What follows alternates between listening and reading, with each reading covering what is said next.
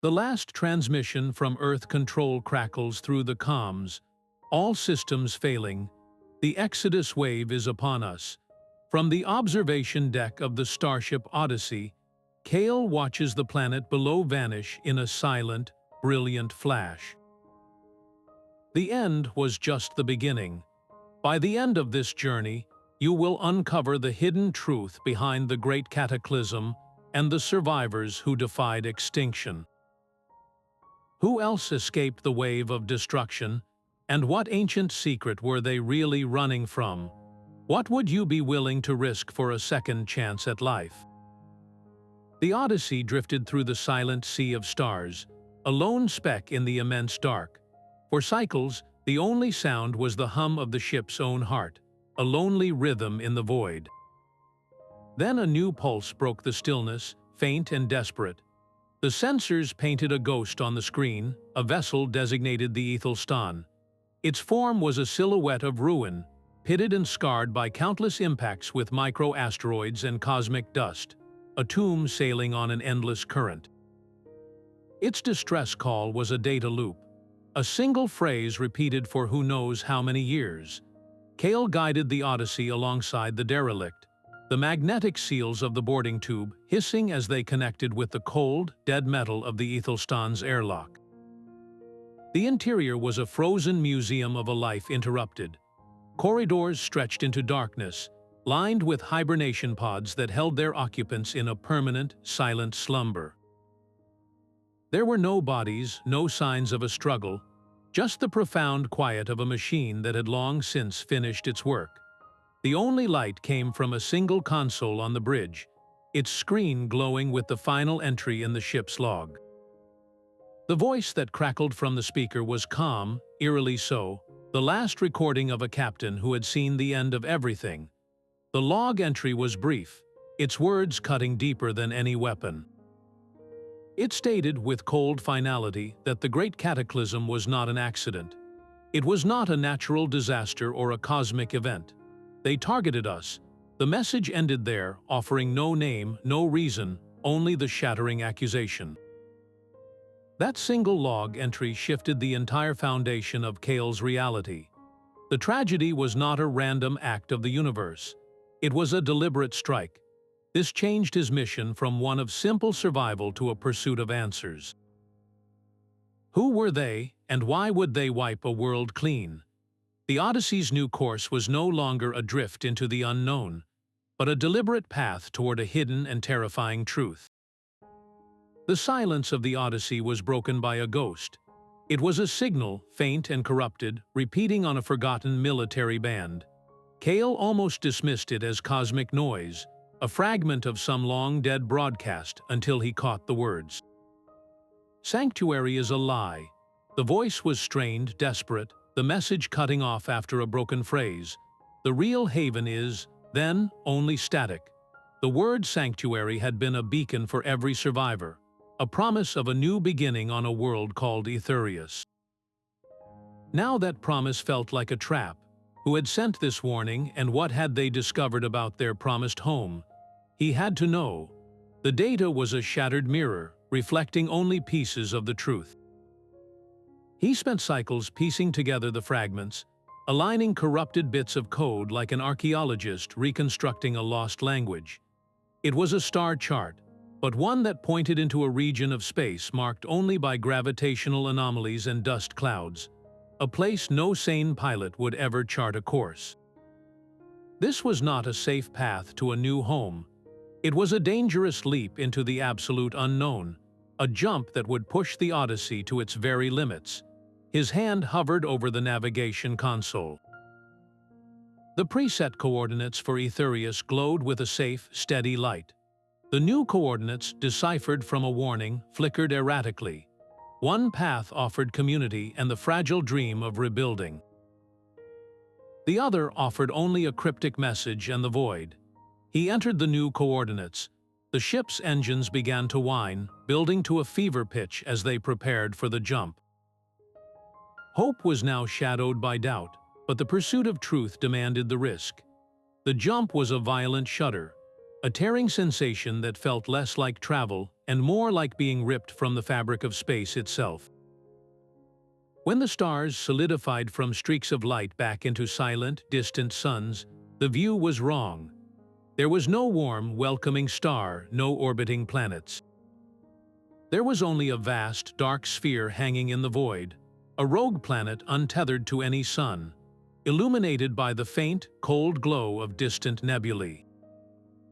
Its surface was not the cracked, barren rock he expected. It was marked by impossible geometry, towering structures of obsidian-like material that rose in perfect angles and curves, defying the chaotic natural order of a world without a star. Before he could even process the sight, a presence flooded his mind. It was not a sound, but a concept given voice, echoing from a place deep within his own consciousness. "We are the Remnants." The voice was ancient, layered with the dust of eons, and carried a sorrow so profound it felt like a physical weight. "We were left behind by the architects of your downfall." The words unfolded in his mind, not as a simple statement, but as a torrent of understanding. The Great Cataclysm was not an act of war against humanity. It was something far more vast, far more chilling. It was a galactic reset. An ancient intelligence, a consciousness that had watched over the galaxy since time immemorial, had judged that civilizations, once they reached a certain technological apex, always turned that power inward and self-destructed, poisoning the cosmic ecosystem with their ambition and waste. The flash that consumed Earth was not a weapon of conquest, but a surgical, merciful extinction, a way to prune a branch before its rot could spread to the entire tree. Humanity was not singled out. We were a patient with a terminal diagnosis, and the cure was our end. The Remnants were the keepers of this terrible truth, beings left to watch over the graveyards of worlds and occasionally guide a survivor like Kael, who was deemed worthy of understanding.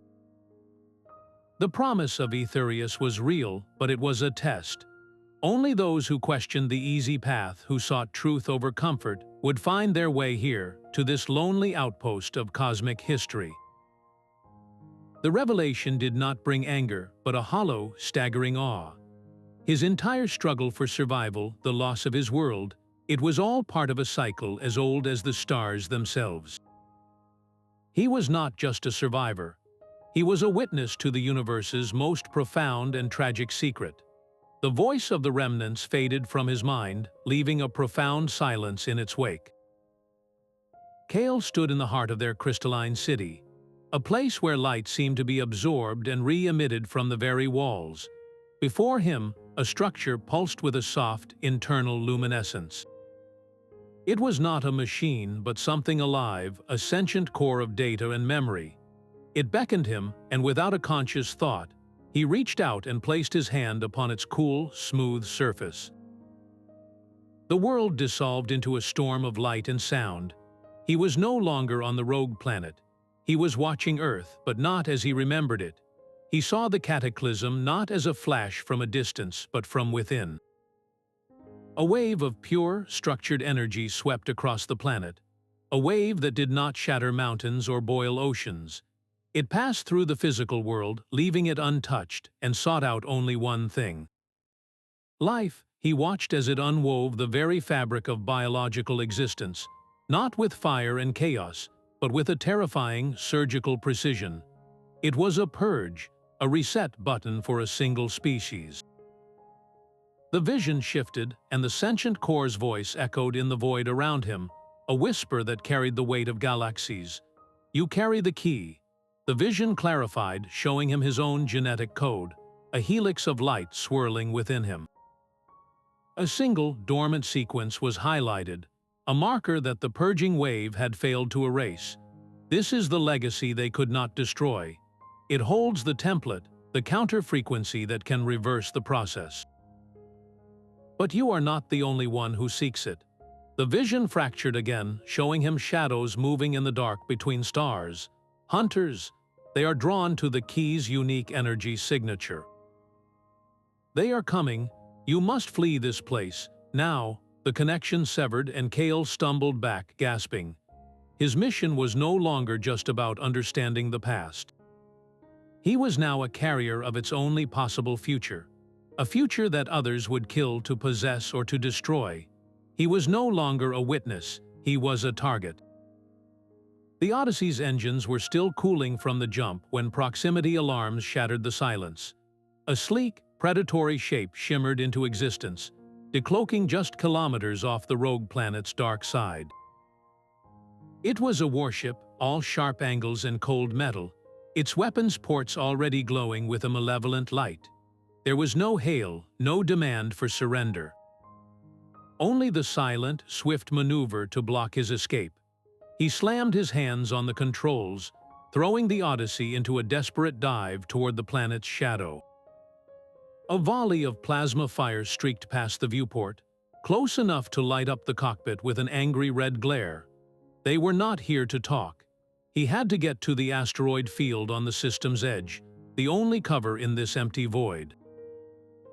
The warship matched his velocity, its pursuit relentless. He could almost feel its targeting scanners locking onto his ship's hull. Pushing the engines far beyond their safety limits, he plunged the Odyssey into the chaotic dance of the asteroid field. It was a storm of rock and ice, a navigator's nightmare where a single miscalculation meant a fiery end. He wove between tumbling mountains of stone, using their mass to break the enemy's target lock. The larger warship was less agile, forced to slow its pursuit or risk a catastrophic collision. Inside the cockpit, the only sounds were the frantic beeping of the collision alert system and the strained whine of the engines. Then his comm scanner, set to a wide passive band, caught a fragment of encrypted transmission. The decoding software worked furiously, and a cold, synthesized voice broke through the static. The prime directive is clear. Retrieve the subject and eliminate all witnesses. The words hung in the air, more chilling than the vacuum outside. He was not just a target. He was a package to be collected, and his knowledge was a secret that had to die with him. This was not a random pirate attack. This was a systematic purge, and he was now at the very center of a conflict that spanned the stars. The coordinates led to a graveyard. Drifting in the silent shadow of a gas giant was a fleet of ghosts, dozens of ships suspended in the void like forgotten toys. The Odyssey moved among them, a visitor in a tomb of metal and memory. Each vessel was a monument to a different hope, from massive colony arcs to small, fast scouts, all sharing the same fate. Their hulls were intact, unmarred by weapons fire, their airlocks sealed, but scans revealed the terrible truth. They were utterly devoid of life, every single one. Not a body, not a bone, just empty corridors and powered-down systems. They had not been destroyed, they had been emptied. Kael guided his ship toward the largest vessel, a colony ship designated the Promise. Its great bay doors were still open, as if waiting for a cargo that never arrived. He docked and stepped into the cavernous, echoing hangar. The silence was heavier than any he had known. He made his way to the bridge, his footsteps the only sound. The main console was dead, but a secondary databank, powered by a backup cell, still held a flicker of life. He accessed the captain's log. The voice that came through was ragged, filled with a horror that had not faded with time. The final entry was a whisper, a confession to the void. We were deceived by the Concordance. They promised us salvation, a new world. They gathered the survivors, the best of us, and led us here. They told us it was a temporary stop, a rendezvous point before the final jump to Etherius. Then they released the mist. It came through the vents, a sweet-smelling haze. We thought it was a nutrient supplement, a calming agent. It was not. We fell asleep and we never woke up. Not here, the log ended with a choked sob. They led us to slaughter. Kael recoiled from the console, the Concordance. The name was a poison in his mind. These were not distant, cosmic architects of extinction. They were traitors from within, humans or something that had once been human, who had sold their own kind for a promise of safety. They had not just enabled the Cataclysm. They had actively lured the remaining survivors to their doom, ensuring no one with the will or the knowledge to challenge the new order would remain. This graveyard was not an accident of war. It was a deliberate, systematic cleansing, a final solution administered by the very people sworn to protect them. The scale of the betrayal was beyond comprehension. Who were these architects of deceit, and what could they possibly gain from the utter annihilation of their own species? A cold, synthesized voice echoed through the empty hangar of the promise. Surrender the genetic key. You will not be harmed. The lie was as transparent as the vacuum outside.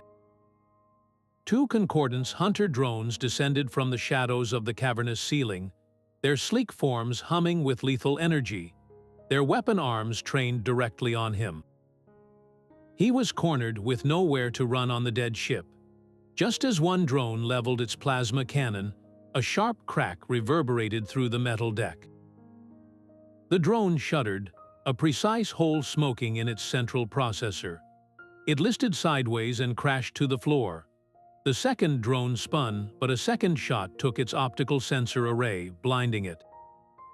From a service conduit above, a figure dropped down, landing in a crouch. She wore a patched-up environmental suit, and her face was sharp, intelligent, and etched with a deep weariness. She didn't look at him, instead keeping her customized rifle aimed at the disabled drones. "We need to move, now." Her name was Lyra, and she led him through a maze of abandoned service tunnels back to her own hidden ship, a small, modified scout vessel tucked into the Promise's secondary cargo bay. Inside her cluttered workshop, surrounded by schematics and bioscanners, she finally explained, "I was a lead bioengineer on the Exodus Wave project. We were told it was a planetary energy shield, a defense system to protect Earth from solar flares and asteroid impacts." Her voice was tight with a guilt she had carried for cycles. "I helped write the genetic resonance code that was its core operating principle. I never knew its true purpose. The wave was never a shield, it was a scalpel. It used the genetic code I helped refine not to protect life, but to seek it out and unmake it. The Concordance used my work to cleanse our world, to wipe the slate clean for their new master race." She looked at him, her eyes full of a fire that was part anger, part desperation. "They are not aliens, and they are not some ancient intelligence. They are us, or at least, a faction that believed humanity was flawed beyond repair. They engineered the Cataclysm to remove the old humanity, and are now cultivating a new one from a pre-selected genetic stock on Aetherius, a population designed for obedience, stripped of the ambition and individuality they deemed a disease. You, Kael, are an anomaly. Your dormant genetic marker is a relic of the old code, a flaw in their perfect purge. It is the one thing that can disrupt their control over the new humanity and expose their entire conspiracy. They will hunt you to the ends of the galaxy to keep their secret. Together, they formulated a desperate plan. Lyra's knowledge of concordance systems and technology was their only weapon. Their goal was not to fight the hunters directly, but to outthink them. They would use the very energy signature the Concordance was tracking as bait, luring their pursuers into a trap within a volatile nebula where sensors were useless.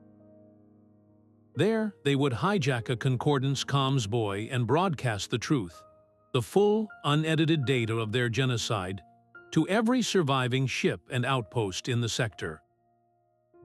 It was a slim chance, a single spark thrown into a vast darkness, but it was a start. The relay station hung against the starfield like a silent metal spider. Its long comms arrays reached out into the void, gathering and transmitting the Concordance's lies. For Kael and Lyra, it was a vault holding their only hope. Their small ship, clinging to the station's dark side, was a gnat on a giant. The infiltration was a dance of shadows and silenced footsteps. Lyra's knowledge of the station's old civilian design gave them a path through the maintenance corridors, a ghost network hidden behind the pristine walls of control. The air hummed with a constant, low-level energy, the sound of a machine tirelessly broadcasting its deception. Their target was the core data nexus, a room pulsating with cool blue light. Lyra's fingers flew across a terminal, bypassing security protocols she had helped design a lifetime ago. Files streamed across the screen, a torrent of classified information.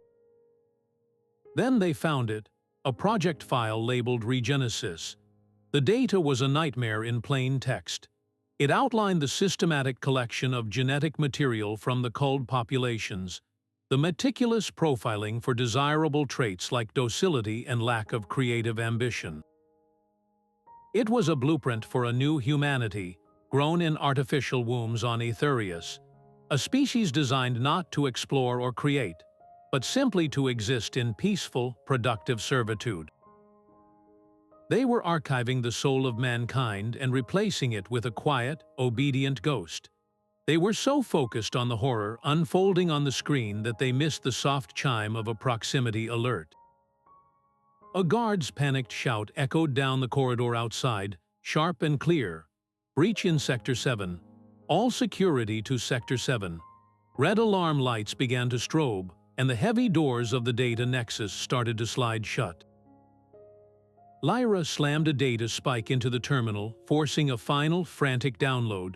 The files were massive, encrypted. The progress bar crawled. They had seconds. With a final beep, the transfer completed.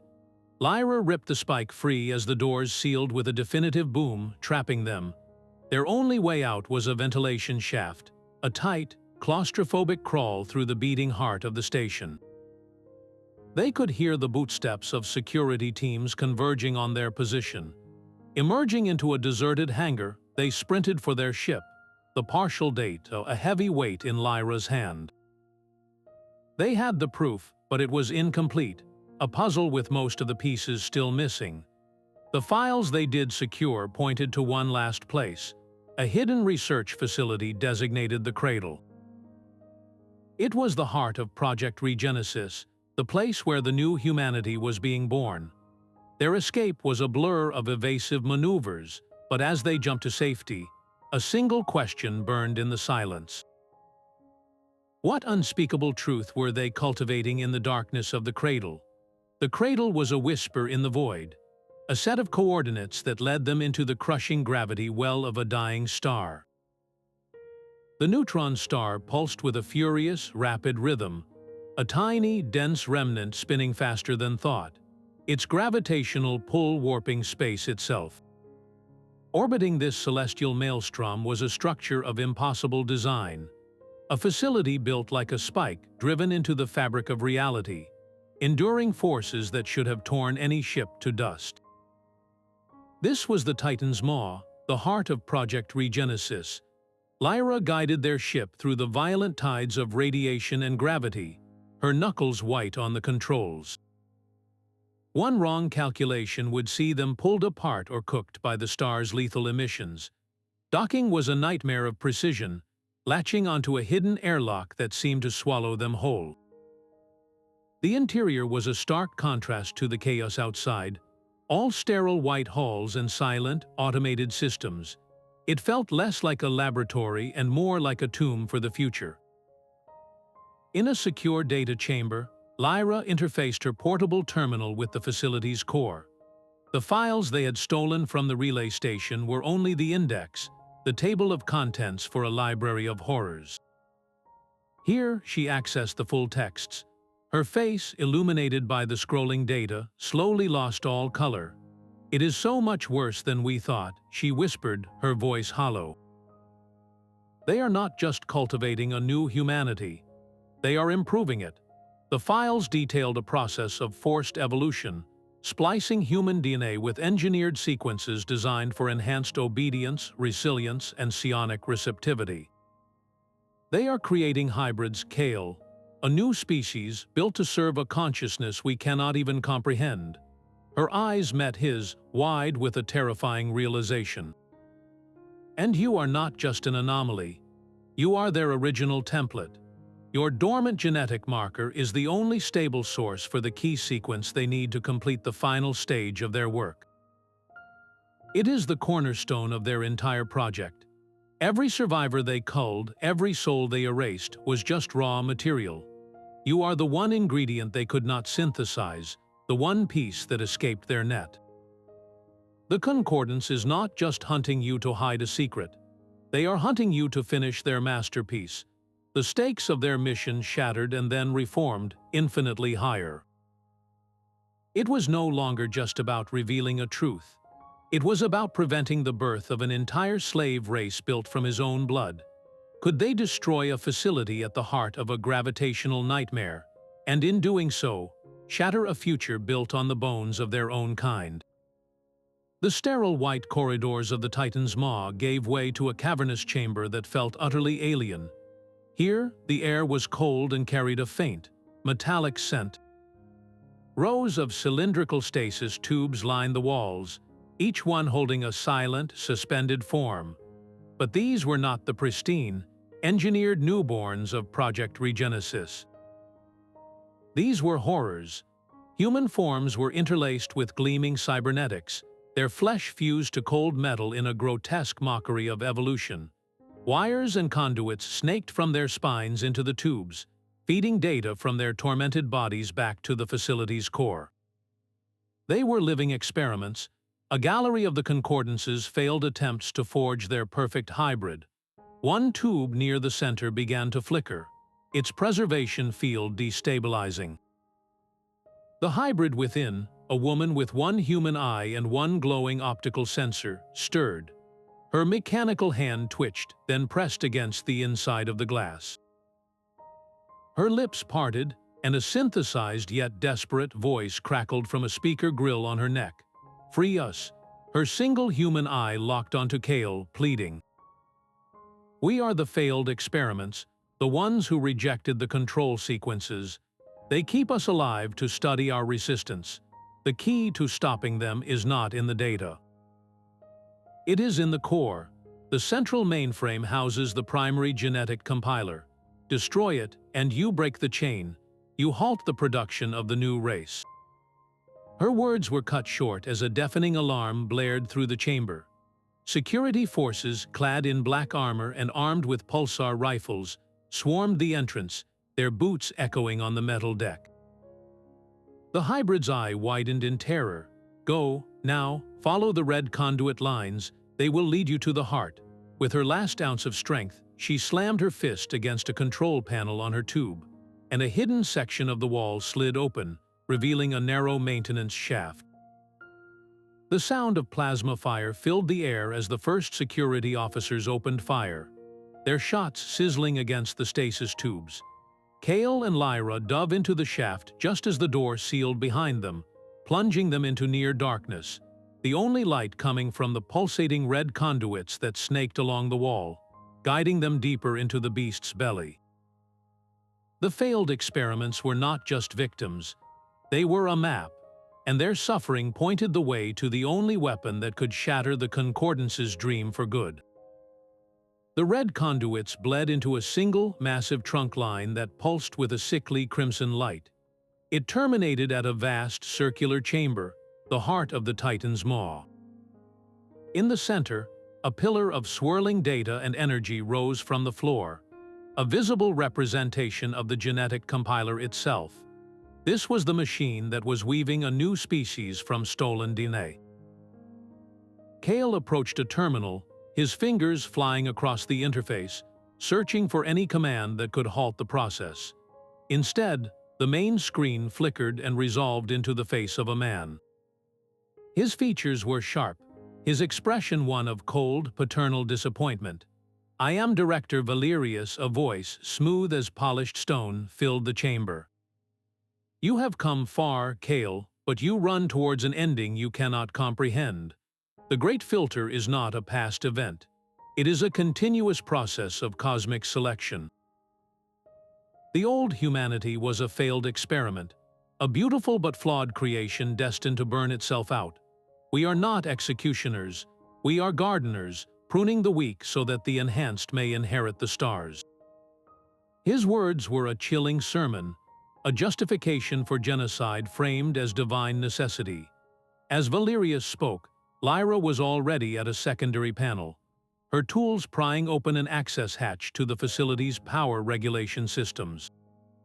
She bypassed safety protocols with a grim focus, rerouting coolant lines and overloading the primary energy conduits. The entire chamber began to shudder, a deep, groaning vibration that shook the very floor.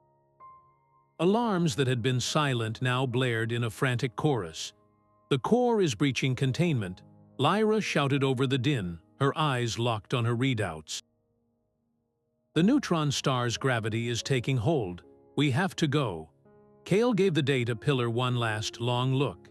It held the blueprint for a universe without free will, a silent, orderly galaxy. He turned and ran. Behind them, the central pillar cracked, spilling raw energy into the chamber. The facility groaned like a dying beast, its structural integrity failing as the immense pull of the dying star outside began to drag the entire structure inward. Metal shrieked and twisted, and the air filled with the smell of ozone and molten steel. They barely made it to their ship, the docking clamps tearing free as Lyra fired the engines at maximum thrust. Behind them, the Titan's maw folded in on itself, a glittering shard of metal and light being consumed by the irresistible hunger of the neutron star. The last thing to vanish was the image of Director Valerius, his face still calm, as if welcoming the destruction as just another step in his grand, terrible design. They had shattered the cradle, but the gardener was still out there, and his seeds had already been scattered across the cosmos. The Odyssey tore free from the collapsing station as the neutron star's gravity finally claimed its prize. Metal screamed and light bent into impossible shapes behind them, a funeral pyre for the cradle. In the frantic scramble to reach the cockpit, a support beam, wrenched loose by the violent tremors, swung down like a hammer. Kael dove clear, but Lyra was not so fast. The impact threw her back into the crumbling corridor just as an emergency blast door slammed shut, sealing her in. He pounded on the unforgiving metal, her name a raw shout lost in the roar of the dying facility. He had no choice. He ran, the ship shuddering as he blasted away from the Cataclysm. The silence that followed was more terrible than the explosion. Then, the comm console lit up. Director Valerius' face filled the screen, his expression one of cold amusement. "You are as resilient as your genetic profile suggested," he said, his voice devoid of anger, as if observing an interesting lab specimen. "But you are not the only one with value."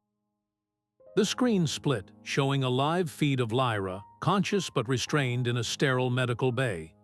"You have something I need," Valerius continued, the original template.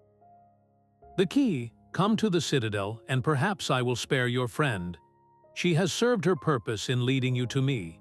Do not delay." The transmission cut, leaving only the star chart for a system deep within Concordance-controlled space, a place marked on old navigational warnings as a fortress world.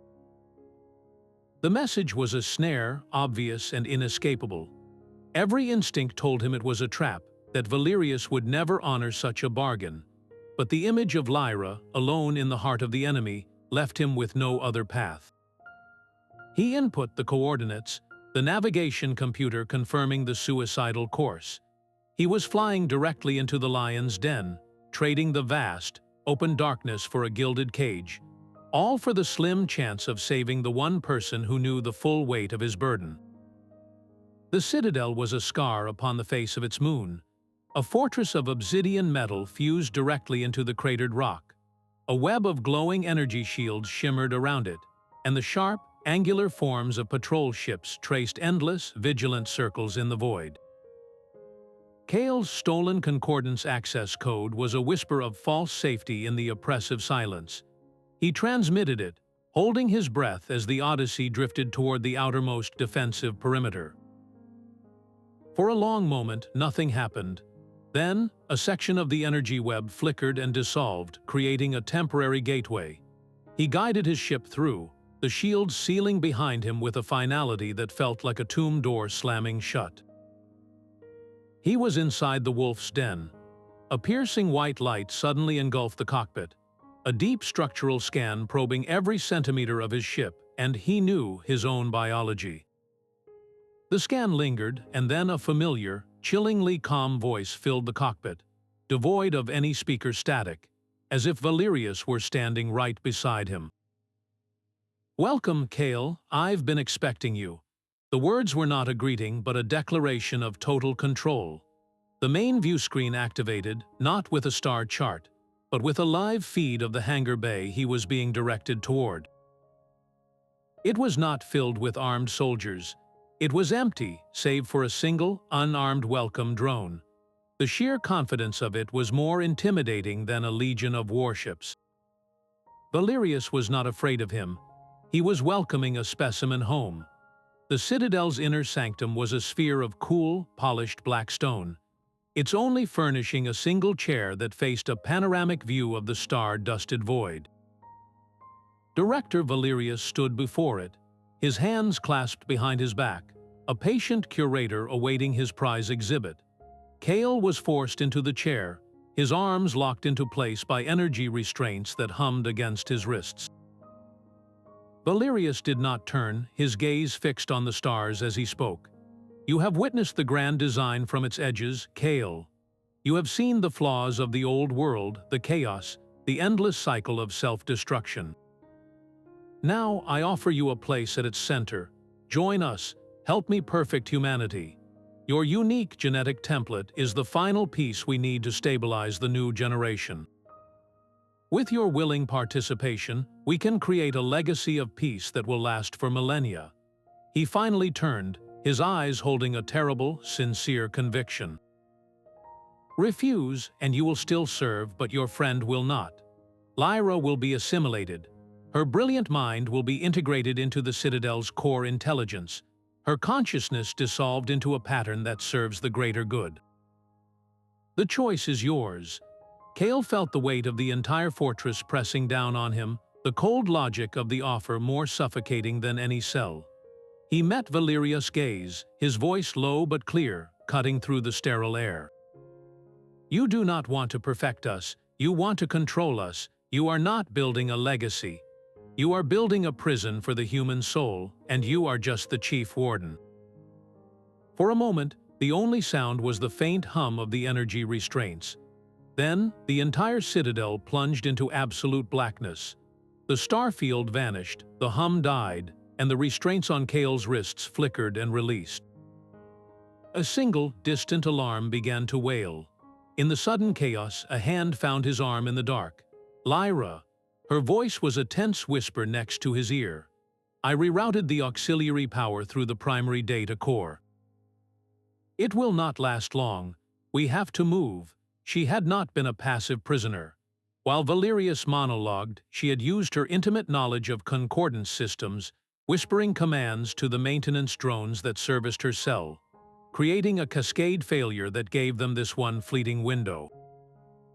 They stumbled through the pitch-black corridors, guided by Lyra's memory of the schematics, the sound of shouting and confused bootsteps echoing around them. Valerius' perfect order had been broken by a single, brilliant flaw in his own design. The darkness was their greatest ally. As the Citadel's emergency lights flickered weakly to life, they revealed a scene of beautiful chaos. The stasis fields containing the hybrid prisoners had failed along with the main power. Dozens of tubes hissed open, disgorging their occupants into the corridors. These were not the docile, engineered beings of Project Regenesis. These were the flawed, the rejected, the ones who had fought the programming, and they were angry.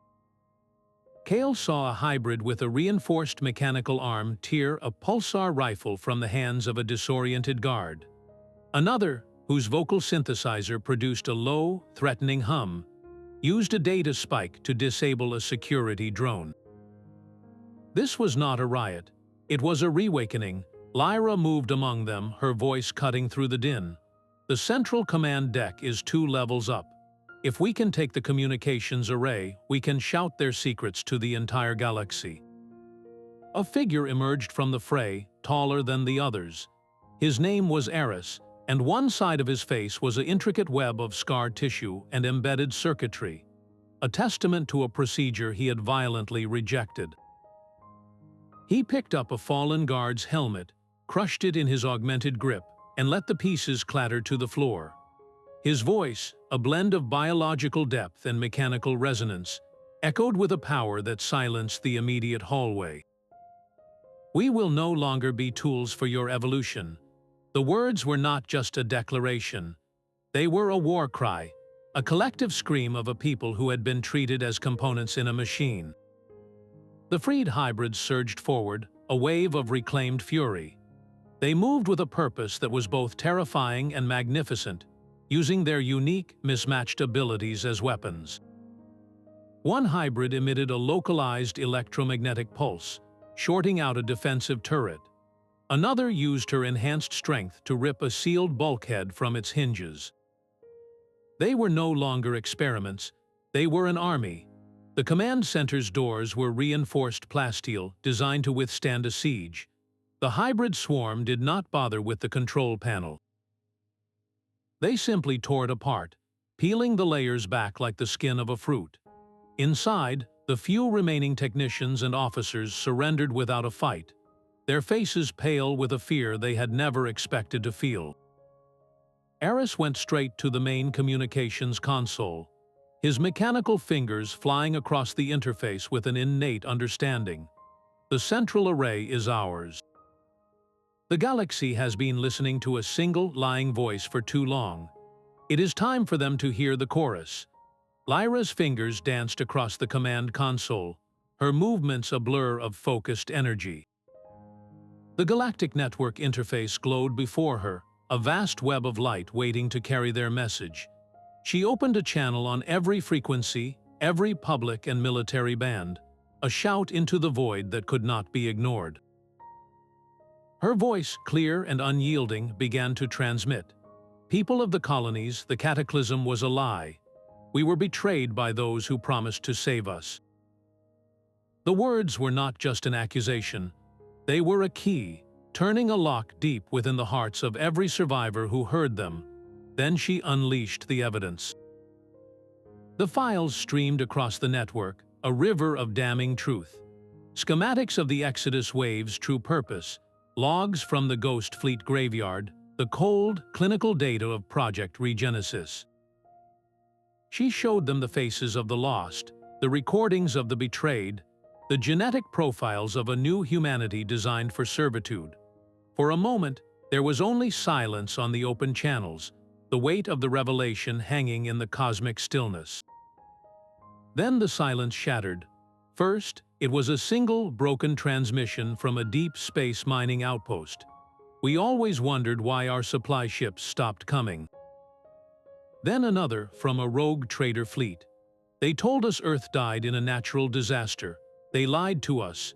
The voices multiplied, a rising tide of anger and grief and finally, understanding. They had been living in a galaxy built on a single, monstrous secret, and the veil had just been torn away. On the command deck screen, a star chart of the sector lit up with dozens of new signals, not of concordance control, but of open rebellion. A colony on the edge of known space declared its independence, its militia seizing the local comms hub. A group of merchant captains, their ships retrofitted with scavenged weapons, formed a blockade around a concordance-supplied depot.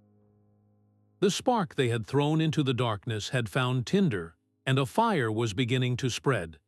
Eris stood beside Lyra, his augmented eyes scanning the influx of data. "They are not just listening," he said, his synthesized voice resonating with a newfound hope. "They are remembering who they were before the lies.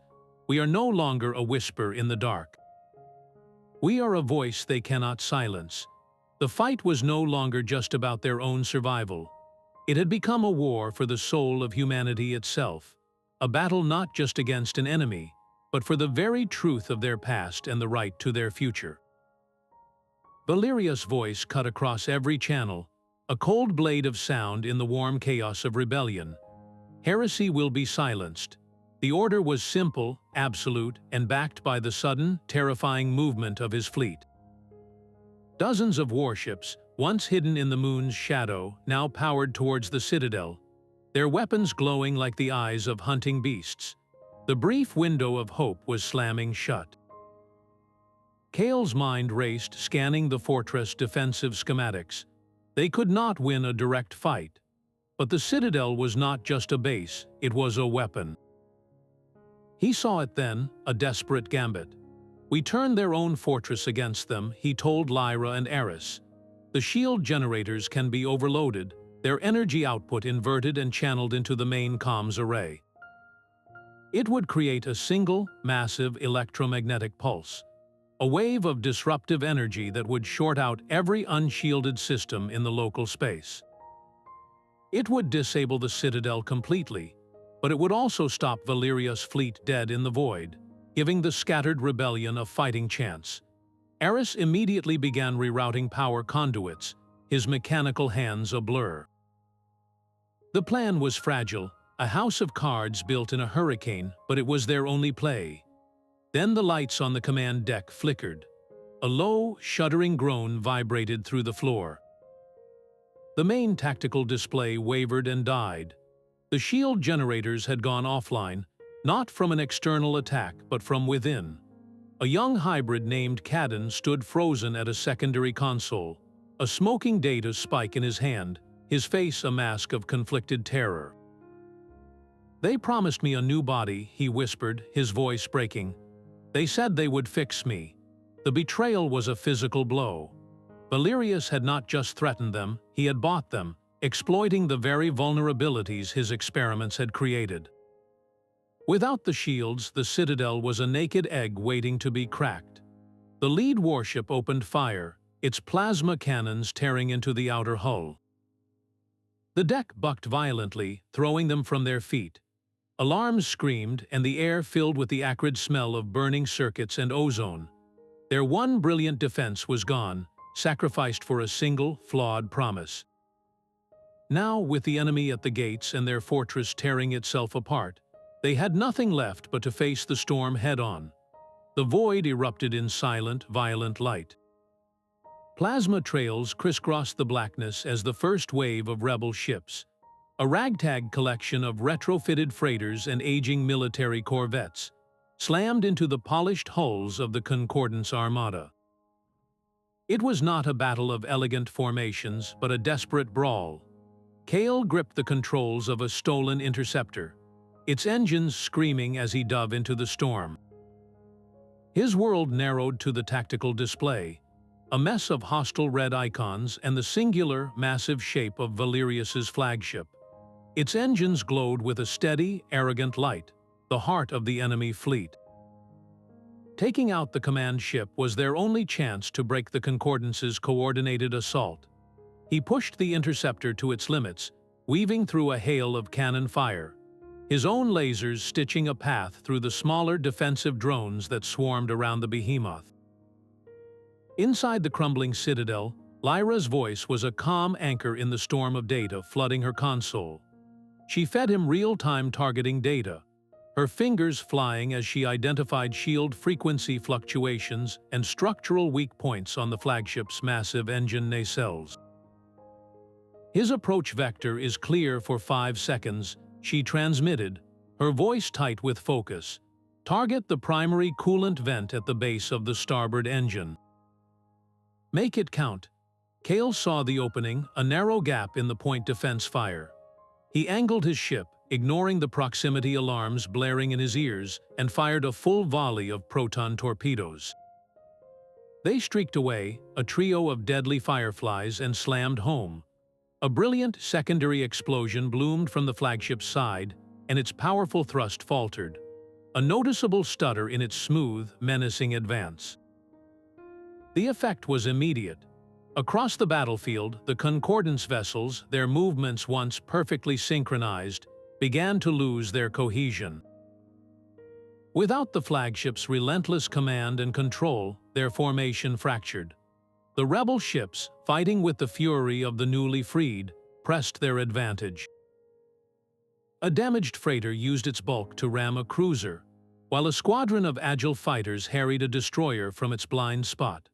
One by one, The enemy ships began to disengage, their retreat not an orderly withdrawal, but a rout. The tide had turned on a single, perfectly executed strike, a testament to the power of a shared purpose against cold, calculated control. But as the last Concordance vessel vanished into the safety of a jump point, a new and deeper dread settled over the command deck. The silence left behind was filled with a single, terrifying question. Where would a wounded predator like Valerius run to ground, and what final, desperate move would he make to ensure his vision survived? The command deck was a tomb of flickering screens and dying lights, but the silence was the most terrifying sound of all. Valerius was gone, vanished from the heart of his defeated fortress. Kael knew where to find him. The path to the central throne room was a straight shot through the Citadel's spine, a corridor lined with the empty stasis tubes of his failed ambitions. The doors hissed open to reveal a cavernous chamber. Its far wall, a single pane of transparent alloy offering a front-row view of the retreating Concordance fleet. Valerius stood before it, his back to them, a figure of perfect stillness amidst the ruins of his dream. "You have won your rebellion," he said, his voice calm, almost conversational. "But you have inherited a galaxy still teeming with the same flaws that doomed the old world. Chaos, greed, the relentless hunger for more. I will not allow my work to be undone by that same predictable decay." His hand rested on a console, and with a soft, final click, a section of the floor slid away to reveal a pulsating core of dark energy. A countdown began its steady, silent march on the main display. "If I cannot have this galaxy, no one will. This device will not merely destroy this station. It will initiate a chain reaction in the local star, turning it into a supernova that will sterilize this entire sector." A final, perfect filter. Kael stepped forward, his own reflection staring back at him from the dark viewport. "Your fear of chaos created this," he said, his voice cutting through the hum of the doomsday machine. "You saw the potential for darkness in humanity and chose to extinguish its light entirely. But we are not defined by our worst instincts. We are defined by our choice to rise above them. We choose hope." While he spoke, his eyes never leaving Valerius, Lyra was already at work. Her portable terminal was linked to the throne room's systems, her fingers flying as she traced the kill signal Valerius had just sent. She didn't try to countermand it. She followed its path back to the source, to the very core of the Citadel's ancient operating system, and she introduced a single, simple paradox, a logical flaw that asked the machine an unanswerable question about its own existence. The pulsating core of the doomsday device flickered, its rhythmic hum stuttering into silence. The countdown froze. Valerius watched the light die in his ultimate weapon, and a strange, cold smile touched his lips. "An admirable effort," he conceded, turning to face them fully for the first time. "But you forget. I am the gardener, and if the garden is to be overrun with weeds, I would rather salt the earth." His other hand, hidden until now, came down on a separate, physical switch. A deep, groaning shudder ran through the entire citadel, a sound of metal screaming in its death throes. "The primary structural integrity field has been disengaged," Valerius said, his voice almost serene. "The station will tear itself apart in a matter of minutes, pulled to pieces by the moon's gravity. You have saved the galaxy from a fire, only to be buried in the ashes." He stood there, a king welcoming the collapse of his own castle, as the first explosions rocked the foundations and the great viewport began to crack. The station tore itself apart around them. Metal shrieked as the Citadel's skeleton gave way, the moon's gravity pulling the colossal structure into a slow, violent embrace. Kael grabbed Lyra's arm, pulling her into a sprint as the corridor behind them collapsed into a vortex of fire and vacuum. They were not the only ones running. A current of rebels and freed hybrids surged toward the hangar bays, a river of desperate life fleeing the imploding heart of tyranny. The last thing Kael saw of the throne room was Valerius, standing motionless before the fractured starscape as the void reached in to claim him, a final, chilling acceptance of his own end. They barely made it to a rebel gunship, the bay doors sealing just as the primary reactor went critical. The explosion was a silent, expanding flower of light and shrapnel against the dark, the final death rattle of a dream of absolute control. From the viewport, the debris field was a glittering cloud, a monument to everything they had lost and everything they had fought to prevent. Then a signal chirped on the comms panel, a single, repeating data pulse emanating from a chunk of wreckage that had been the command deck. It was a homing beacon, and nestled within its carrier wave was a treasure they never expected to find. Lyra's hands trembled as she decrypted the file. It was not a weapon schematic or a final message from Valerius. It was a star chart, but unlike any they had seen before. It was a living document, a constantly updating map of faint signals and hidden outposts. Colony designations, population estimates, and resource lists scrolled across the screen. These were the other survivors, the ones who had escaped the initial purge and the Concordance's nets, scattered and hiding in the deep dark for generations. They were not alone. Lyra looked from the screen to the field of wreckage, then to Kael, a slow, determined smile finally breaking through the exhaustion and grime on her face.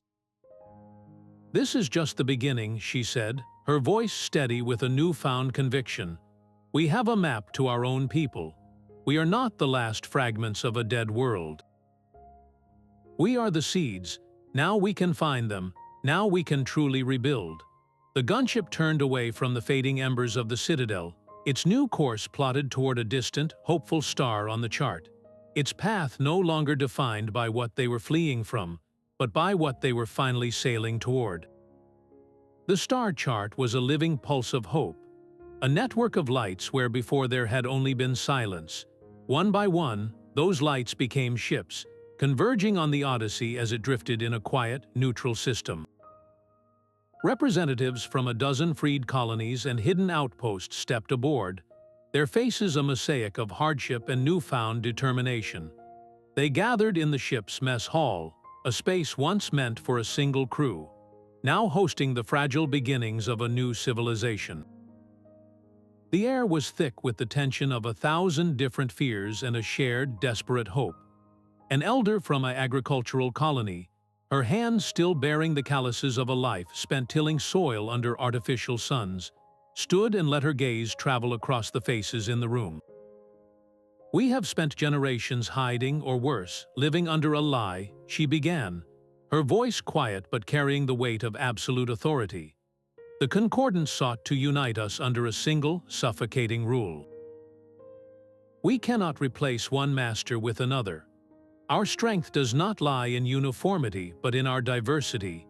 We must unite, not under one rule, but as a coalition of independent worlds.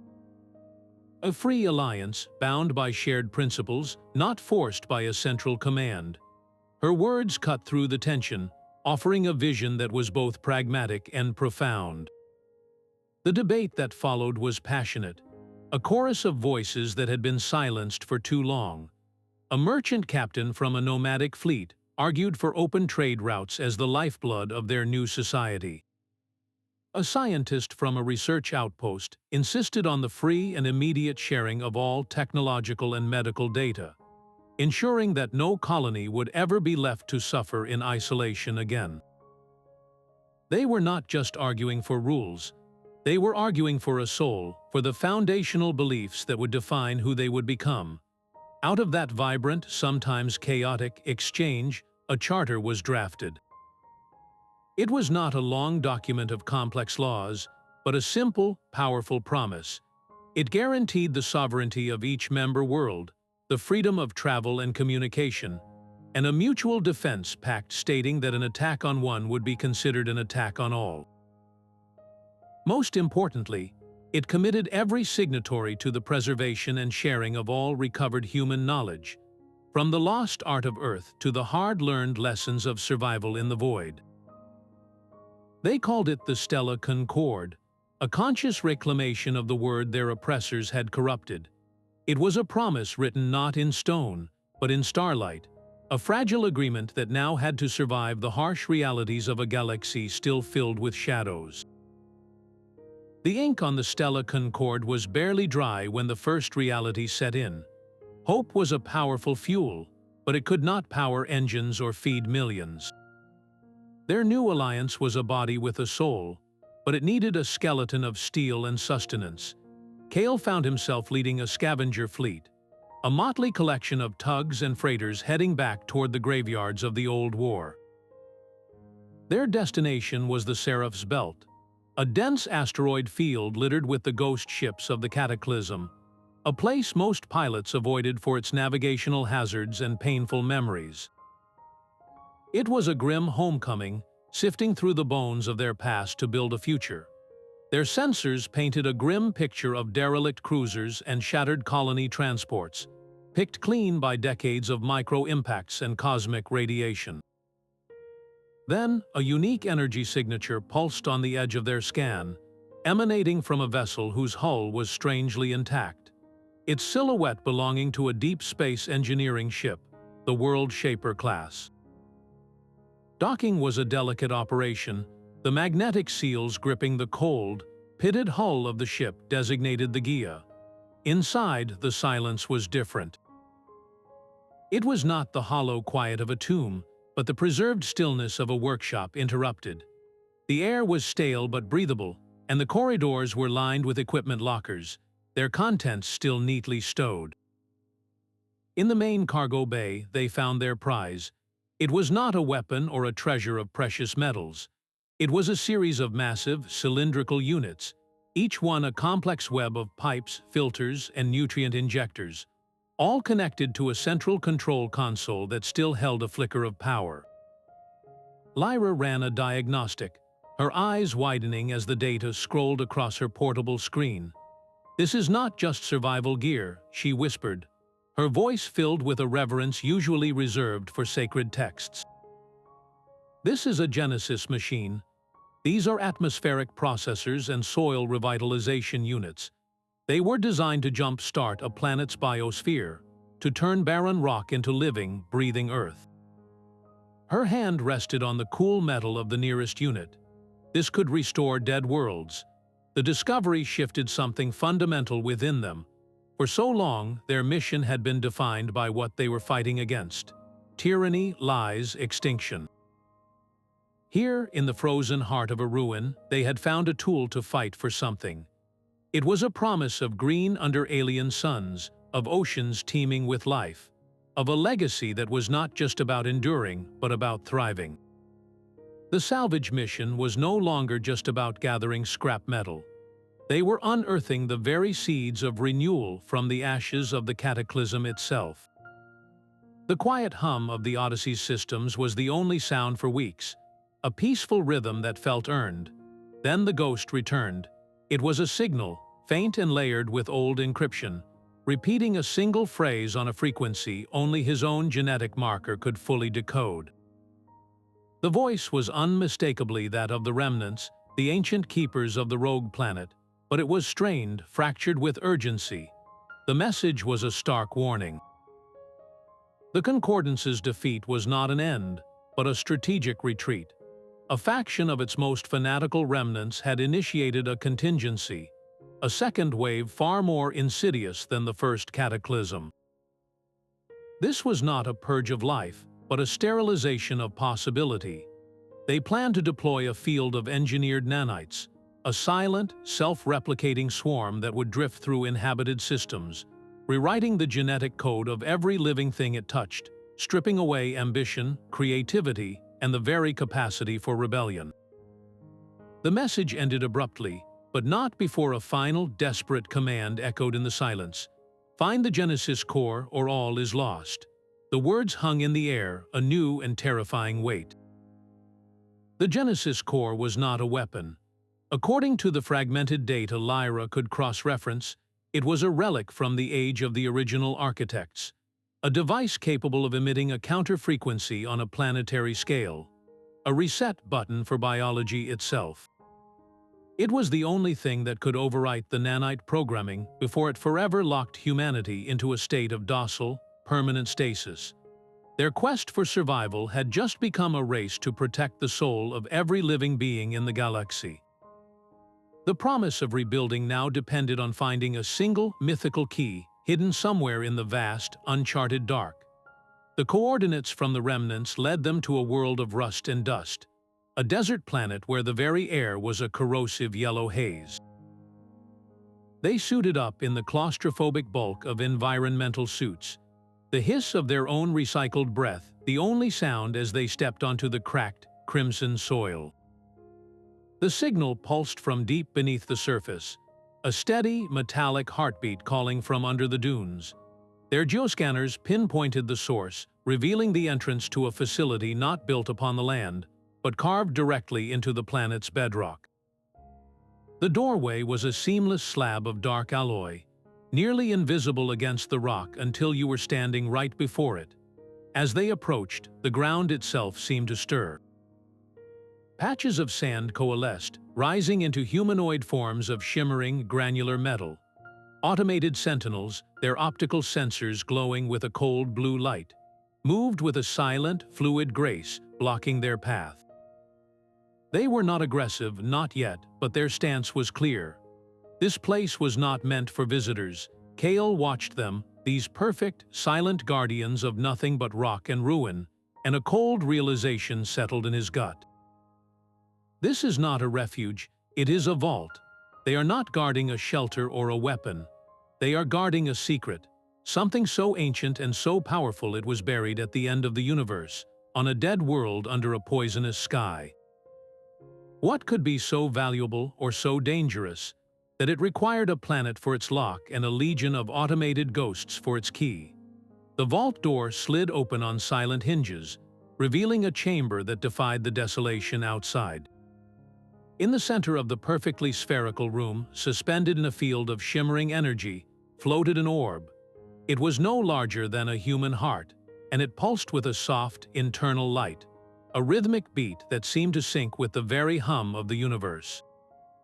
Lyra approached it, her scanner whirring to life. The readings that scrolled across her screen made her breath catch. "This is not just a power source," she whispered, her voice full of awe.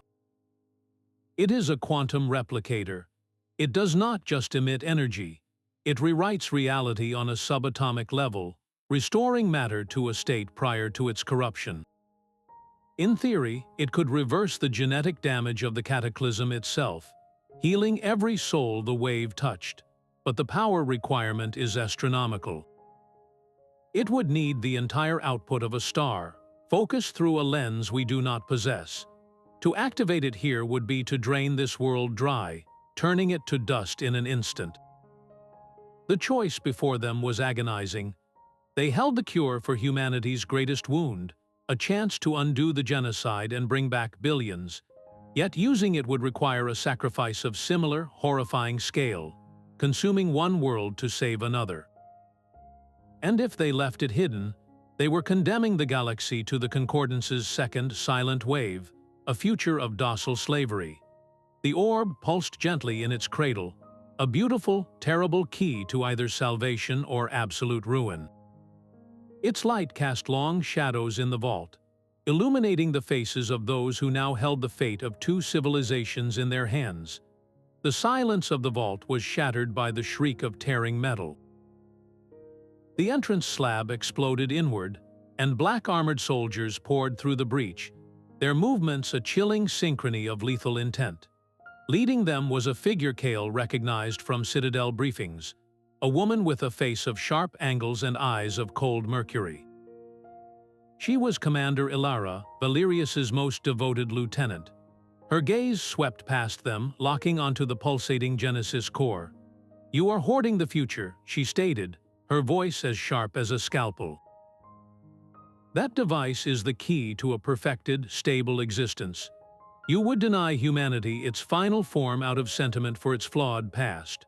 Protect the core at all costs." Kael shouted, pushing Lyra toward the orb as he raised his own weapon. The air filled with the searing hiss of plasma fire. The firefight was a chaotic ballet in the confined space, the hum of the core a dissonant backdrop to the screams and weapon reports. Lyra moved through the fray untouched, her focus absolute.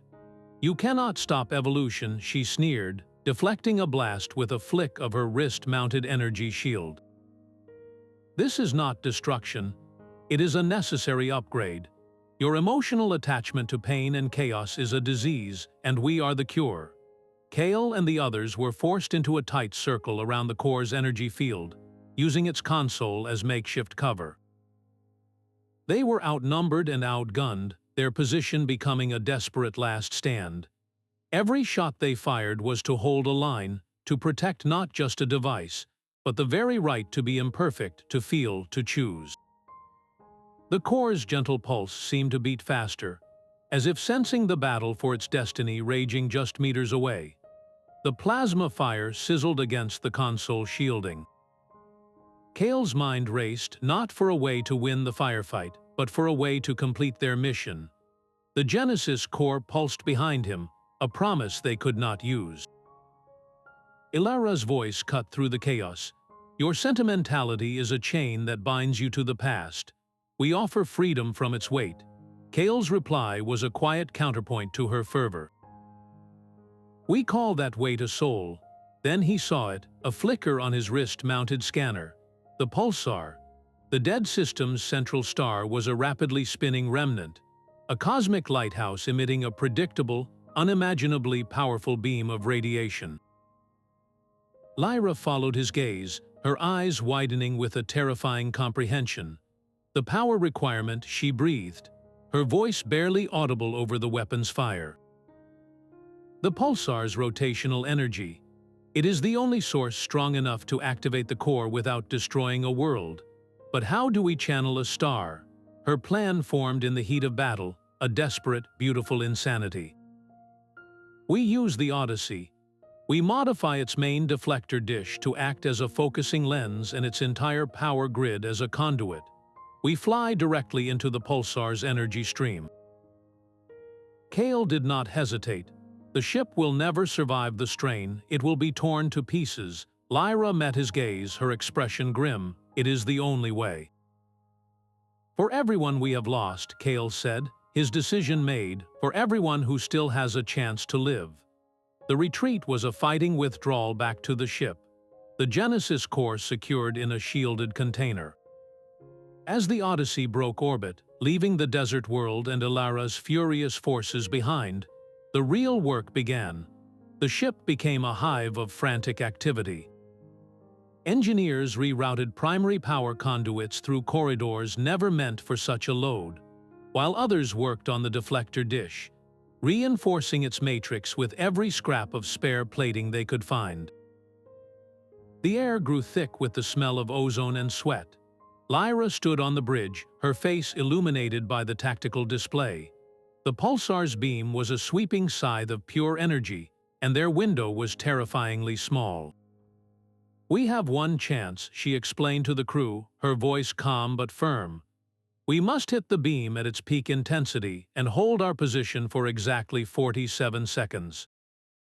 Any less, and the charge will be insufficient. Any longer, and the ship's structural integrity will fail. Every system will be pushed far beyond its safety limits.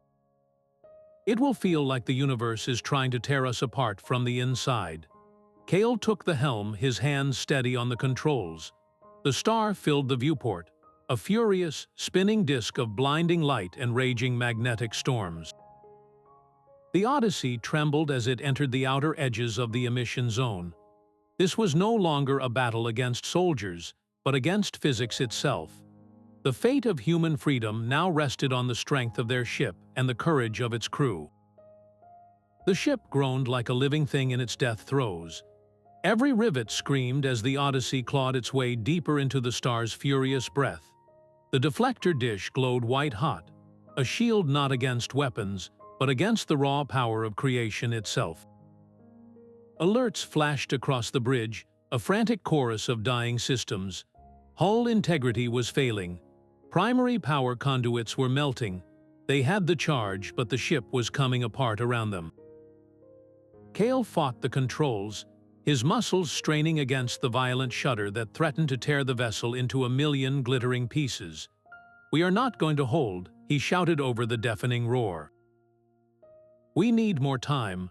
Lyra was already at the engineering station, her face illuminated by a dozen different warning lights. Her hands moved with a calm, terrifying certainty.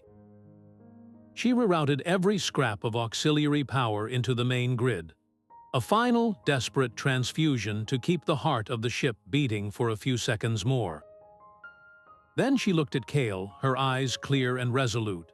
"The reaction is stable, but it needs a constant hand to guide it through the final surge. The core will overload if someone does not stay to modulate the energy flow. Go, finish this. I will see you on the other side." There was no time to argue, no moment for a final embrace. Her words were a command, an absolute gift. He hesitated for only a heartbeat, then turned and ran, the screams of the ship echoing his own. He barely made it to the escape shuttle, the hatch sealing just as a light of impossible brilliance erupted from the Odyssey's viewports. The little craft was thrown clear as the larger ship became a second sun. A silent, expanding sphere of pure white energy that for a single, breathtaking moment, outshone the pulsar itself. Then the light collapsed inward and the Odyssey was gone. In the profound silence that followed, the only thing left was the gentle, steady pulse of the Genesis core, now fully charged and cradled safely in his shuttle's hold. Her sacrifice had bought them their future, a single, shining possibility born from the heart of a star. The light from the Genesis core was a gentle tide, spilling from the shuttle's hold and washing over the dead worlds below. It did not explode or burn. It unfolded, a soft, shimmering wave of potential that rolled silently across the void, touching the barren rock of the nearest planet. From his viewport, Kael watched a miracle in fast forward. The corrosive yellow haze shrouding the desert world began to churn, its poison dissipating like breath off a mirror. Deep cracks in the planet's crimson crust sealed themselves, and from within them water welled up, pooling into vast, new seas that reflected the light of distant suns. Barren rock bloomed with a faint, greenish hue, the first whisper of a biosphere stirring from a billion-year slumber. It was not a restoration of what was, but the gift of a new beginning, a chance to grow something different, something better. As the wave traveled on, touching other dead rocks in the system, a weak, heavily distorted signal broke through the shuttle's comms. It was a voice he never thought he would hear again, frayed with static but unmistakably hers. Kael, it worked. The signal stabilized, growing stronger, clearer. "I am still here. The Odyssey is gone, but I managed to eject the core command module. I am adrift, but I am here." Relief, profound and staggering, washed over him, so potent it felt like a physical force. They had not just saved the future. They had saved each other. In that moment, huddled in a tiny shuttle with the ghost of a starship and the living heart of a new galaxy, their triumph was not measured in planets restored or enemies defeated. It was measured in a single, persistent voice in the dark, a voice that refused to be silenced. The first dawn on a living world was a sight no one had ever seen. Light broke over a horizon that was no longer a line of dust and rock, but a tapestry of green and blue with clouds that carried rain, not poison. Across the newly birthed continents, survivors stepped out from their bunkers and ships, their faces turned to a sun that felt warm, not hostile. They felt the strange, soft texture of new grass under their boots and breathed air that was sweet with the scent of wet soil and growing things. It was not the Earth they remembered, but it was a home, a canvas waiting for their story. From every corner of the fledgling alliance, representatives gathered on this reborn world, standing on a plain where a city of glass and light would one day rise. Kael stood before them, not on a raised platform but among them, his voice carrying on the gentle wind. "We stand here today not as refugees from a dead past, but as the architects of a new future. For generations, we were defined by what we lost, by the lies we were told. Now we are defined by the truth we uncovered and the cooperation that saved us all. Our strength was never in our uniformity, but in our diversity. The farmer from one world, the star pilot from another, the engineer, the healer, the artist. We are a mosaic, and every piece is essential. We will build a society where no single voice commands absolute power, where knowledge is shared freely, and where every world governs itself while standing united with its neighbors. He gestured to the land around them, to the rivers carving new paths and the saplings pushing through the rich, dark earth. And we will build our capital here, not as a monument to conquest, but as a promise. A promise that from the ashes of the old world, a new one can grow, rooted in the lessons of our past and reaching for the stars of our future. We are the Stella Concord, and our work has only just begun. The decision was met not with a roaring cheer, but with a profound, resonant silence, a collective understanding of the weight and the wonder of the moment. They were not just planting a flag. They were planting a seed for all of humanity, a second chance earned not by destiny but by choice. What kind of civilization would they choose to build, now that the galaxy was finally, truly theirs to shape? The first green shoots were still pushing through the soil of the new capital when the sky above it began to shimmer. There was no ship, no signal. The air itself seemed to thicken, and the forms of the remnants coalesced from the light, translucent and immense. Their presence was not a visitation but a final convergence, their ancient consciousness brushing gently against the minds of every person on the planet. You have passed the test. The words were not a sound but a shared understanding that bloomed in the stillness. The galaxy is yours to steward. There was no grand ceremony, no lengthy discourse on their responsibilities. The message was a simple, profound transfer of trust. The age of guardians was over. The era of overseers, whether benevolent or tyrannical, had reached its end. Then, as softly as a sigh, the shimmering forms began to fade. Their light did not vanish in a flash, but dissolved like mist under a morning sun, their essence returning to the cosmic dust from which it came. They left behind no technology, no instructions, only the silent, star-filled sky and the weight of a universe entrusted to human hands. For the first time in living memory, humanity was truly and utterly alone. There were no ancient beings to guide them, no concordance to rebel against. The path forward was unwritten, to be charted by their own choices, their own triumphs, and their own mistakes. The quiet that settled over the world was not an emptiness, but a space filled with infinite possibility. What would they build in this newfound freedom, with no one left to blame and no one left to obey? The chamber hummed with a quiet resolve, a sound so different from the frantic energy of war rooms or the sterile silence of command decks. Leaders from every rescued colony and hidden outpost filled the space, their faces a living map of human endurance. They had gathered not under threat, but by choice, to ratify the document that would bind their futures. They called it the Stellar Compact, a name that spoke of both the stars they sailed and the promise they made to one another. When the final signature was etched into the record, a palpable shift moved through the room, the weight of isolation finally lifting from their shoulders. All eyes then turned to Kael, the man whose journey had ignited their collective fire. They offered him the title of First Chancellor, the leadership of this newborn alliance. He looked out at the assembly, at the farmers, engineers, and star pilots who had become a people, and he shook his head. "My place is not in a council chamber," he said, his voice calm but firm. "My place is out there, exploring what is left to discover. We have mapped a fraction of what was lost. Entire libraries of human knowledge, lost colonies, wonders we cannot yet imagine, they are still waiting in the dark." Beside him, Lyra nodded, her hand resting on the console that displayed their new star charts. "And we will keep looking for others who need help," she added. The compact is a beacon, but a beacon is useless if there is no one left to see it.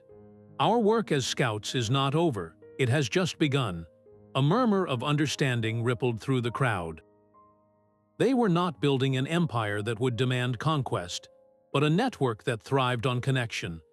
The true strength of their new civilization would not be measured by the power it consolidated at its center, but by the reach of its compassion into the unknown.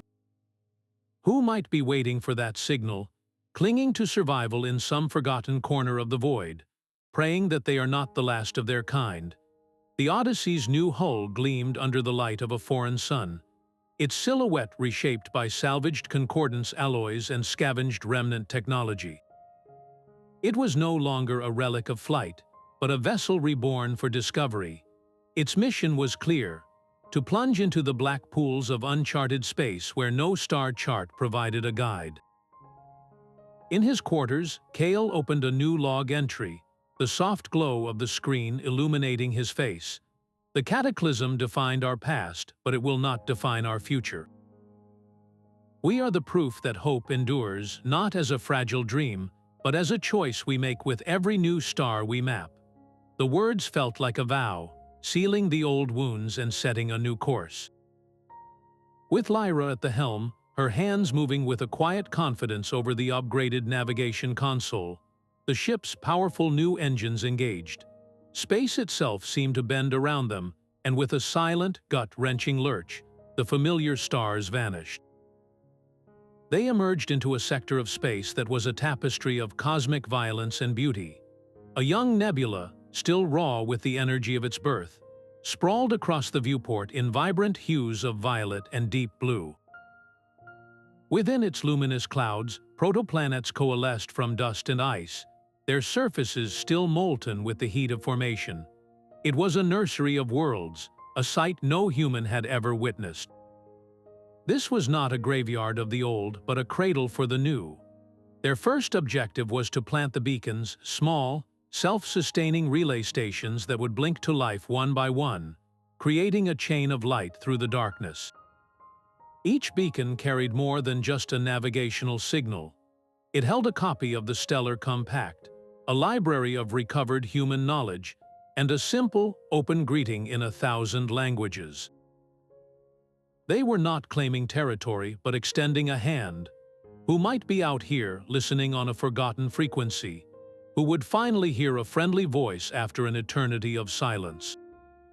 The violet tendrils of the newborn nebula parted, revealing a ghost on the long-range scanners. It was not a natural formation, but a structure, a vast orbital habitat clinging to the dark side of a rogue planetesimal. Its design was archaic, a pre-cataclysm configuration thought lost to time. No energy signatures pulsed from its core, no transponder codes announced its presence. It was a silent, frozen relic, a city adrift in the stellar nursery. As the Odyssey drew closer, their detailed scans revealed the impossible. Within the habitat's shielded domes, life persisted. Faint thermal readings sketched out the warmth of a functioning biosphere, and the delicate tracery of internal power grids glowed like dormant fireflies. This was no ghost ship. It was a refuge, hidden so completely it had slept through the end of the world. Their first contact was a tense, silent affair. The habitat's outer airlock cycled open without a hail, revealing a delegation clad in simple, durable fabrics. Their leader, an elder named Evander, had eyes that held the calm of countless silent years. "You have traveled far," he said, his voice echoing in the cavernous docking bay. "We are the keepers of the Alexandria.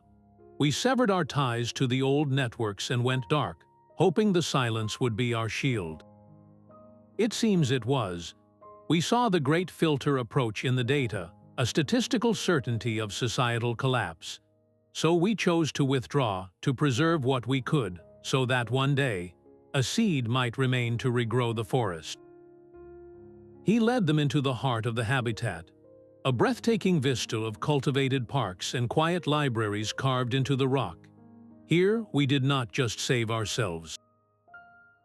We saved the memory of who we were. The archives they revealed were beyond anything Kael or Lyra had dared to hope for. These were not merely historical records. They were the complete, uncensored datasets of pre-Cataclysm science, including the original, unredacted research into the quantum resonance fields that the Concordance had later weaponized. Lyra scrolled through the files, her face a mask of stunned reverence. "This is the foundational theory," she whispered. "The Concordance only understood how to use the resonance to unmake." But these archives, they contain the principles for creation, for stabilization. We could build shields, not just weapons. We could anchor unstable star systems, heal damaged ecologies. The knowledge to prevent a disaster like the Cataclysm had existed all along, buried in plain sight, waiting for a civilization mature enough to use it without self-destructing. The Alexandria had not been hiding from the universe. They had been safeguarding its most dangerous and beautiful truths, waiting for the right heirs to claim them. What other secrets lay sleeping in their silent halls, and how would this newfound wisdom reshape the fragile foundation of the Stella Concord? The archives of the Alexandria were more than a library. They were a living heart, and Lyra was determined to make it beat for everyone. She initiated the Legacy Project, a program designed not just to preserve the past, but to weave its lessons directly into the minds of the future. Her classroom was not a sterile room with blank walls, but a dynamic space within the archive hall itself, where light from a simulated sun streamed through the high dome, illuminating the faces of the first children born on the new world. These children had never known the taste of fear, the weight of silence, or the color of a dying sky. Their world had always been green. Lyra stood before them, a data slate in her hand glowing with a star chart from the age of the Cataclysm. She showed them the ghost fleets, not as dry history, but as a story of choices. She did not tell them to be afraid of the dark. She taught them how to navigate it. "We remember the past," she told the class, her voice clear and calm, "not to live in it, but to understand the foundations of the house we are building today. Every story of survival, every act of betrayal, and every moment of cooperation is a brick in that foundation." Her lessons were practical, rooted in the very archives that surrounded them. One day, they might study the engineering principles behind the Concordance's pulsar weapons, and the next, they would be tasked with designing a better irrigation system for the new farm domes using those same principles. She taught them that the knowledge to create and the knowledge to destroy were often two sides of the same coin, and that true wisdom lay in knowing which side to wield. A young girl named Lyra, named for the stars and not the enemy, once asked why they had to learn about all the sad things. Lyra knelt down, her eyes level with the child's. "Because," she said gently, "the sadness is what taught us the value of joy. The struggle is what taught us the price of peace. If we forget the darkness, we will not know how to protect the light." The children learned to see the old world not as a tragedy to mourn, but as a teacher. They learned about the Stella Concord not as a perfect, finished thing, but as a living agreement that required their care, their voices, and their courage to uphold. In that sunlit hall, surrounded by the entire record of human folly and triumph, Lyra was not just teaching them history.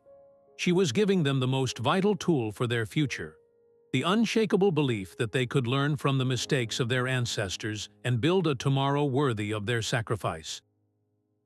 What kind of world would these children, armed with the whole truth, choose to create? The air on the newly named world of Veridia smelled of wet earth and blooming night flowers.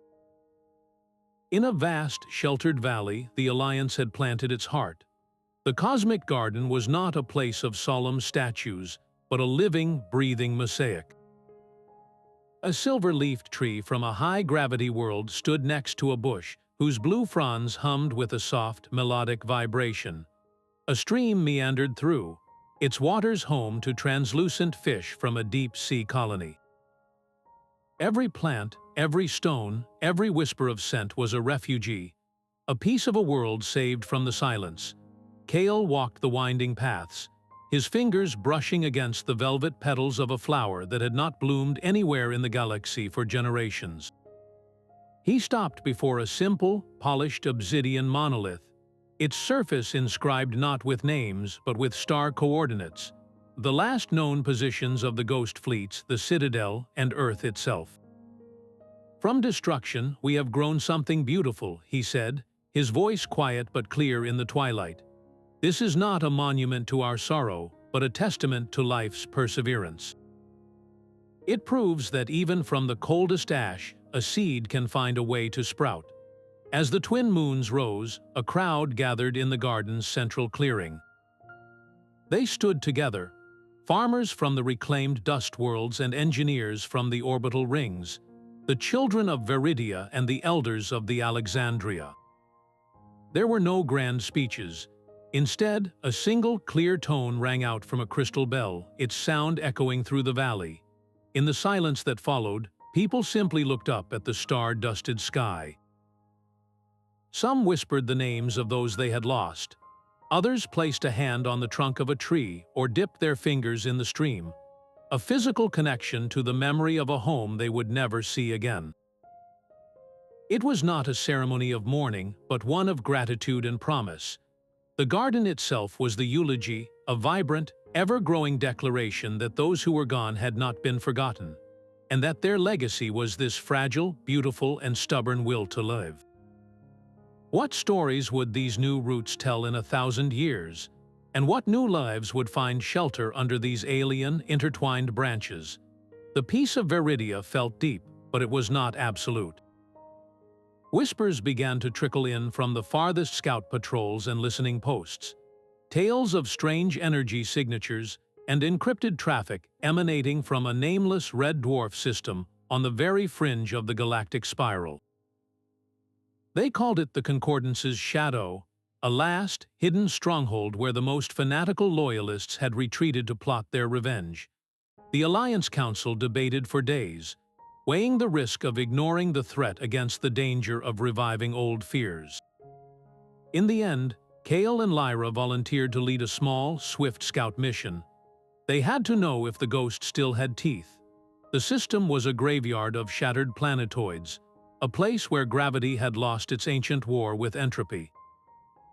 At its heart, nestled within the crushing pressure of a gas giant's upper atmosphere, their scanners detected the stronghold. It was a spike of dark metal, a fortress designed to hide from gods and men. But as they approached, their sensors told a strange story. No power readings fluctuated across its surface. No defensive turrets tracked their approach. The place was a tomb. Docking with the silent station was unnervingly simple. The airlock cycled open to a profound and chilling darkness. They moved through corridors where dust lay thick and undisturbed, their bootprints the first to mark the floors in what looked like years. Labs stood frozen in time, experiments half-finished on tables, screens dark and cold. They found the command center, a circular room with a single console still glowing with residual power. On it, a data chip awaited playback. The log that crackled to life was not the voice of a fanatic, but of a scientist, his tone weary and hollow. "This is Director Yorin, Chief Geneticist of the Epsilon Unit. If anyone finds this, know that our work here has ceased. We waited for orders that never came. We prepared for a counterstrike that was never authorized. In our isolation, we had nothing to do but study the data from the fall of the Citadel, to analyze the cascade failure of our perfect system. We thought we were engineers of a superior destiny. We were wrong." The voice paused, and a soft, broken sigh echoed in the silent room. "We meticulously calculated every variable of power, technology, and genetics. Our models were flawless. The one factor we consistently underestimated, the one variable we could never quantify, was the sheer, stubborn, beautiful will of a people to live free. We saw it in the hybrids who broke their programming, in the rebels who fought with farming tools, in the two of you who turned our own fortress into our tomb. You did not win because you were stronger. You won because you cared more. The experiment is over. The transmission ended, leaving them in the absolute quiet of the abandoned stronghold. There were no final weapons, no grand last stand, only the echo of a defeated ideology and the profound realization that their greatest enemy had not been a fleet or a superweapon, but a simple, catastrophic failure of imagination. The Concordance's shadow was not a threat. It was a gravesite for an idea whose time had passed, a final, quiet admission that the human spirit was a force that could never be fully controlled, only ever underestimated. The silence of the abandoned stronghold was a heavier truth than any battle cry. It proved that the war was truly over, but it also left a void where a clear purpose had once been. On the bridge of their new ship, Kael watched the star charts of the known Alliance worlds glitter with safe, steady light. Beyond them, the vast unknown stretched out, an ocean of dark waiting for its first maps. He turned to Lyra, her face illuminated by the same console glow. "We spent so long fighting against something," he said. "Now we need to decide what we are fighting for." Her answer was immediate, forged in the quiet of the Alexandria's archives and the chaos of their past. "We fight for the next ones who are lost. We build a bridge so no one has to survive in the dark alone again." From that shared conviction, the Wayfinders Guild was born. It was not a military organization or a government arm. It was a calling. Their inaugural ceremony was held not in a grand hall, but in the cosmic garden, under the intertwined branches of 100 rescued worlds. Kael and Lyra stood before the first volunteers, a diverse group of pilots, scientists, medics, and engineers. Together, they spoke the words that would become their compass. "We vow to seek the lost and the hidden, to aid all who need it without condition, and to never forget the cost of freedom." This explorer's oath was not a promise of conquest, but of connection. It meant that every new star system charted would be assessed not for its resources, but for its potential to harbor life. Every strange signal would be investigated with hope, not fear. The Guild's first flagship, a vessel they named the Beacon, was retrofitted not with weapons, but with expansive medical bays, advanced astro-ecological labs, and powerful long-range sensors designed for search and rescue.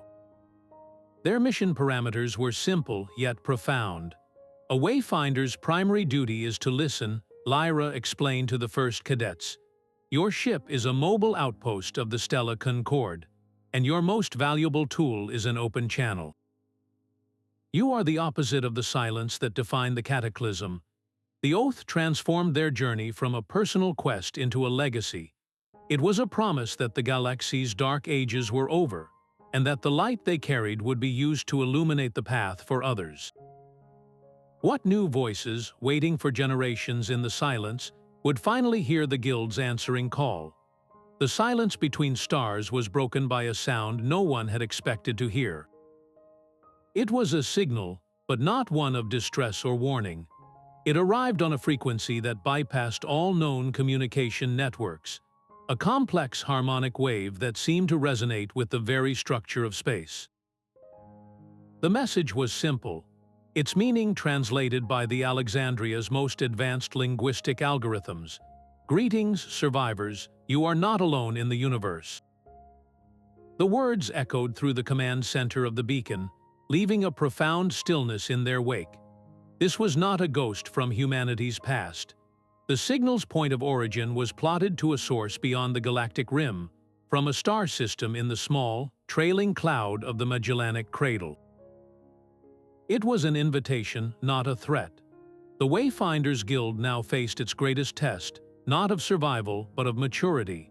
How would a civilization forged in fire and secrecy introduce itself to the wider universe? The message carried no demands, no manifestos, only a quiet acknowledgement of their existence and a simple question waiting in the dark. They composed a reply with meticulous care, a package of data containing the stellar compact, a curated history of their journey from Cataclysm to Coalition, and a library of their art, music, and sciences. They sent it not as a declaration of strength, but as an open hand, The wait that followed was measured in heartbeats. The response, when it came, was not a single voice but a chorus. The transmission contained a symphony of languages, biological and digital, a tapestry of thought from a coalition of species that called themselves the Symbiosis.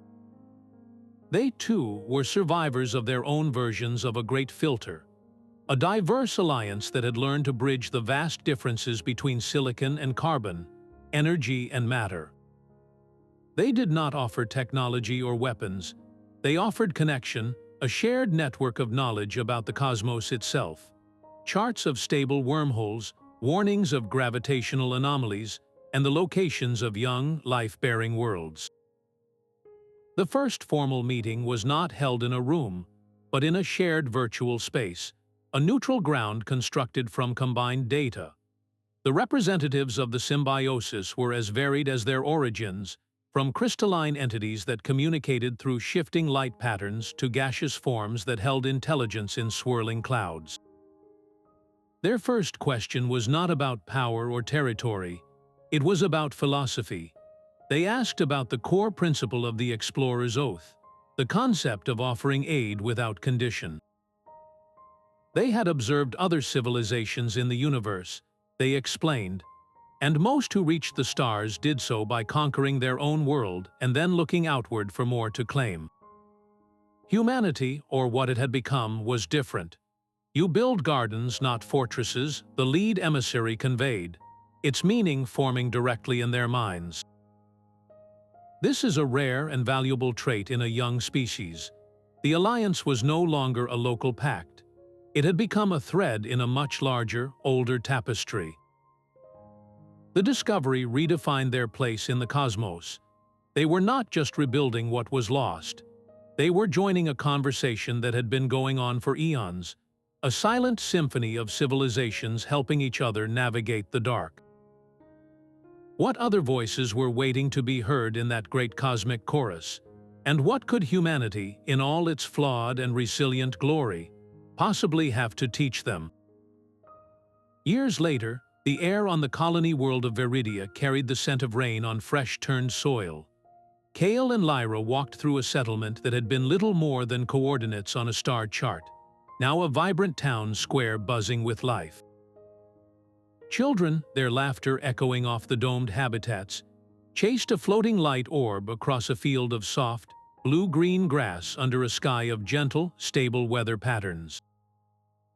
An elder, her face a roadmap of past hardships, approached them, her hands resting on the gnarled wood of a native tree. She did not bow or offer formal thanks. Instead, she reached out and took their hands, her grip firm and warm. "You gave us back our future," she said, her voice thick with an emotion that needed no further explanation. "We were hiding in the dark, waiting for the end. Now our children only know this light. This is the peace you built." Her words settled not as a tribute to them personally, but as a testament to the choice they had all made to build instead of destroy, to heal instead of harm. This was not a temporary truce or a fleeting moment of safety. It was a foundation, deep and strong, laid by countless hands and cemented with the simple, profound act of living free. The cycle of renewal had turned, and the harvest was a generation that looked to the stars not with fear, but with wonder. What new dreams would they dream under these gentle, alien skies? The star chart glowed, a tapestry of light where every point was a promise kept. Kael stood on the bridge, his reflection mirrored in the cool glass of the viewport. The silence was no longer empty, but filled with the quiet hum of a ship at peace, its course set not by desperation but by purpose. Lyra stepped beside him, her presence a familiar comfort. She followed his gaze to the map, to the tangled lines of their journey that had somehow woven into a coherent picture. "We thought the Cataclysm was the end of everything," she said, her voice soft but clear in the stillness. "But it was just the beginning of something we had to build for ourselves." Her hand rested on the navigation console, where a single, uncharted route pulsed with a gentle, inviting light. The real story was never about surviving the end. It was about earning the right to a new dawn. Kael nodded, his eyes on the infinite dark beyond the charted stars. He reached forward, his fingers closing around the thruster control. The Odyssey's warp drive engaged with a deep, resonant hum that vibrated through the deck plates, a sound that was no longer a scream of escape, but a song of discovery. The stars outside stretched into streaks of impossible light, and the ship leaped forward, carrying them toward the next horizon, the next mystery, the next voice waiting to be found in the vast and silent dark. The journey was far from over. It was just entering its most important